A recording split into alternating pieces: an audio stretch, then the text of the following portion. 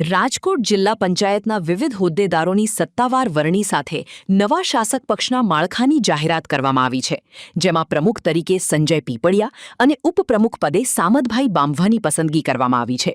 પંચાયતનું મહત્વનું ગણાતું કારોબારી ચેરમેન પદ જેતપુરના લેવવા પટેલ અગ્રણી નરસિંહભાઈ સોજિત્રાને સોંપવામાં આવ્યું છે. નરસિંહભાઈ જેતપુરની પેઢલા બેઠક પરથી ચૂંટાયેલા સદસ્ય છે અને સંગઠનમાં બહોળો અનુભવ ધરાવે છે.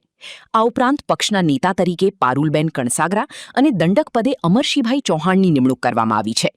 નવા હોદ્દેદારોની વરણી થતાં જ કાર્યકરોમાં ઉત્સાહ જોવા મળ્યો હતો અને આગામી સમયમાં જિલ્લાના વિકાસ કાર્યોને વેગ મળવાની આશા વ્યક્ત કરાઈ છે. સૌપ્રથમ તો અમારા પ્રમુખ પદ માટે મને જે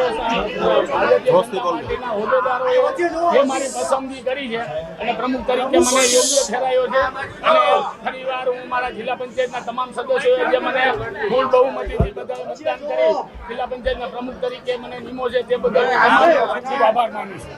ખાસ તો મારે આ ત્રીજી ટર્મ સરપંચની મારે ચાલુ છે.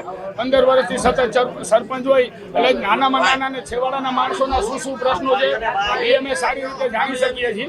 એટલા માટે જ હવે જે કાંઈ બીજા પ્રશ્નો આવશે કે સરકારની વિવિધ યોજનાઓ છેવાડાના માનવી સુધી કેવી રીતે પહોંચે અને બધી યોજનાઓને કેવી રીતે અમલ વ્યવસ્થિત થઈ અને છેવાડાના માનવી છેવાડાના ગામ સુધી સારામાં સારો વિકાસ કેમ થાય એ અમારું પ્રથમના નેમ રહેશે.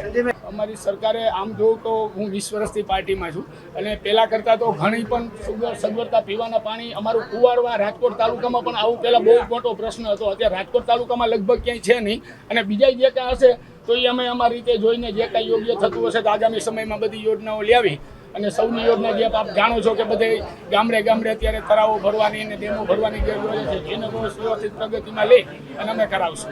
બસ રાજકોટ એટલે એ આપણા સૌરાષ્ટ્રનું પાટનગર ગણાય અને વિકાસલક્ષી ગામ છે એટલે એ વધુમાં વધુ કેમ એમાં વિકાસ થાય એવું અમે પહેલેથી જોશું, જેમાં શિક્ષણ હોય, રોજગારી હોય કે પછી રોડ રસ્તાના કામો હોય કે આરોગ્યને લગતી સુવિધા હોય એ કેમ બેટર થઈ શકે એના ઉપર અમે પૂરતું ધ્યાન આપીને વ્યવસ્થિત કરાવશું.